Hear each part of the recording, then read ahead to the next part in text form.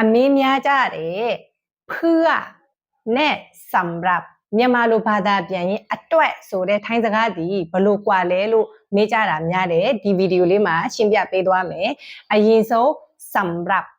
ဆိုတဲ့အတွက်ကိုရှင်းပြပေးမယ်สำหรับဆိုတာကတိတက်နေရာမှာသုံးတာဥပမာအမျိုးသမီးအတွက်တိတက်ထုတ်လုပ်တဲ့ပစ္စည်းတွေအမျိုးသားအတွက်တိတက်ထုတ်လုပ်တဲ့ပစ္စည်းတွေကလေးအတွက်တိတက်ထုတ်လုပ်တဲ့ပစ္စည်းတွေမှာသုံးတယ်ဥပမာสำหรับสตรีสำหรับสตรีအမျိုးသမီးများအတွက်เนาะสำหรับเด็ก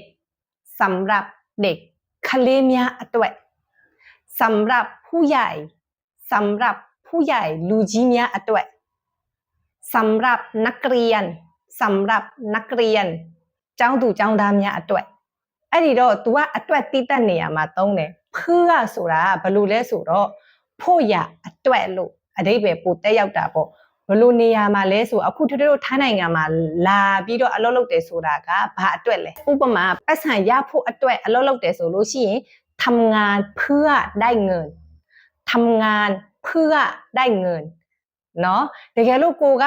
ပညာသင်ဖို့အတွက်ထိုင်းကိုလာတယ်ဆိုလို့ရှိရင်เนาะมาประเทศไทยเพื่อเรียนหนังสือมาประเทศไทยเพื่อเรียนหนังสือအလောက်ကောင်းကောင်းရဖို့အတွက်ထိုင်းစကားလေ့လာသင်ယူနေတယ်ဆိုလို့ရှိရင်တော့เรียนภาษาไทยเพื่อได้งานดีๆเรียนภาษาไทยเพื่อได้งานดีๆအဲ့လိုနေရာမှာသုံးတာဖြစ်ပါတယ်အခုရှင်းပြလိုက်တဲ့အရာလေးတွေအားလုံးအတွက်အဆင်ပြေမယ်လို့ယုံကြည်ပါတယ်ဒီချက်မကထိုင်းစကားလုံးလေးတွေသိချင်တာလေးရှိရင်လည်း comment လေးမှာရေးခဲ့ပေးပါတကယ်လို့ထိုင်းစကားသင်တန်းအပ်ချင်တယ်ဆိုလို့ရှိရင်တော့သူတို့အခုဖွင့်ထားတဲ့ Zoom သင်တန်းမှာလာပြီးတော့သင်တန်းအပ်နိုင်ပါတယ်သင်တန်းအသေးစိတ်ကိုတော့အခုကြည့်နေတဲ့ chat box messenger မှာအသေးစိတ်မေးမြန်းနိုင်ပါတယ်